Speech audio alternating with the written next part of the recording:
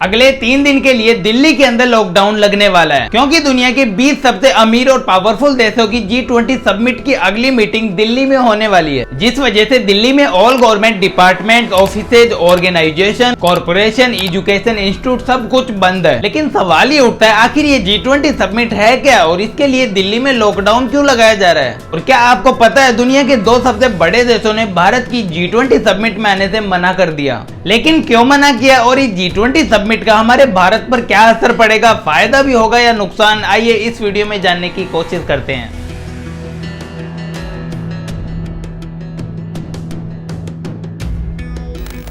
Chapter 1 what is G20?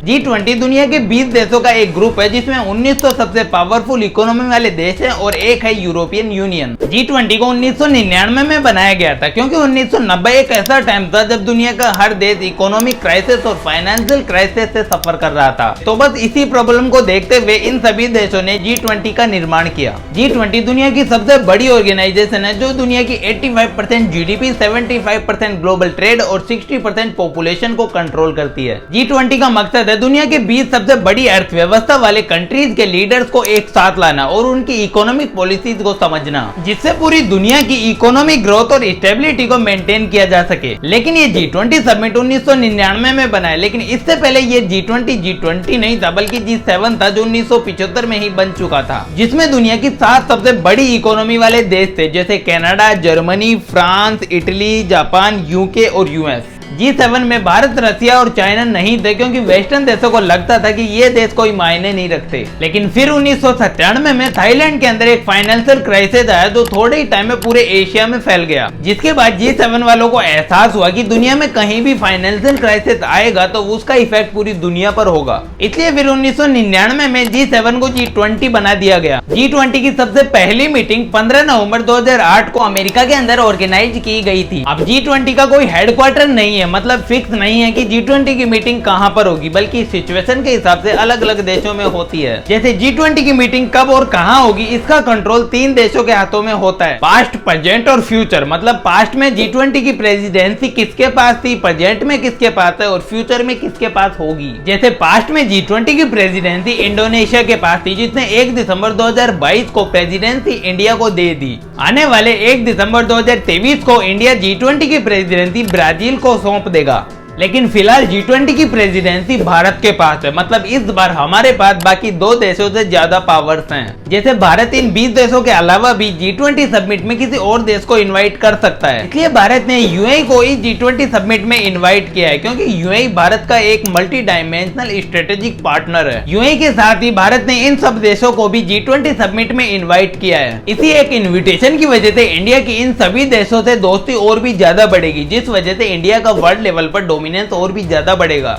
Chapter 2 theme of G20 summit 2023, मतलब G20 summit 2023 की presidency के अंदर भारत के क्या क्या मकसद हैं। जब 2022 में G20 की प्रेसिडेंसी इंडोनेशिया के पास थी तो इंडोनेशिया ने रिकवर टुगेदर, रिकवर स्ट्रॉन्गर की थीम सेट की थी, जिसमें उन्होंने ग्लोबल हेल्थ, सस्टेनेबल एनर्जी और डिजिटल ट्रांसफॉर्मेशन जैसे 3 मुद्दों को उठाया था। अब इंडिया ने 2023 की प्रेसिडेंसी में वसुधैव कुटुंबकम नाम की थीम सेट की है, जिसका अर्थ होता है 1 अर्थ, 1 फैमिली, 1 फ्यूचर। वसुधैव कुटुंबकम की ये थीम एंशिएंट संस्कृत की महाउपनिषद से ली गई है। इसी के साथ भारत ने प्रेसिडेंसी के तहत green development, climate finance and life, logical transformation and digital public infrastructure, तीसरा है वुमेन डेवलपमेंट, इन 4 मुद्दों को उठाया है। Chapter 3 why Delhi closed on G20। G20 summit 2023 के शेड्यूल के हिसाब से G20 की अगली मीटिंग दिल्ली में होने वाली है, जिस वजह से दिल्ली गवर्नमेंट ने अनाउंस किया है कि 8 से 10 तारीख तक दिल्ली बंद रहेगा, जिसके लिए प्राइम मिनिस्टर मोदी ने दिल्ली की जनता से माफी भी मांग ली है। सितंबर में 5 तारीख से लेकर के 15 तारीख तक बहुत सारी गतिविधियां यहां रहेगी।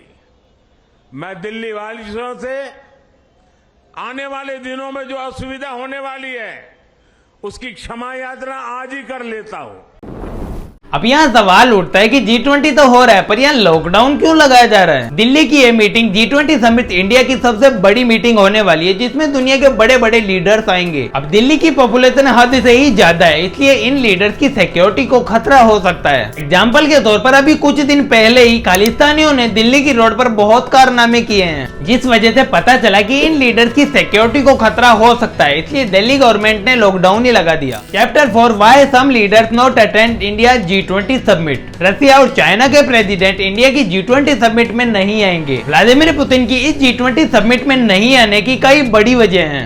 पहली, रसिया यूक्रेन वॉर की वजह से पुतिन, अमेरिका और यूरोप के बीच में बढ़ती हुई टेंशन, जो शायद पुतिन के लिए बहुत ज्यादा खतरनाक हो सकती है, क्योंकि जब पिछली G20 मीटिंग हुई थी तो रसिया के फॉरेन मिनिस्टर पर सीधा हमला हुआ था।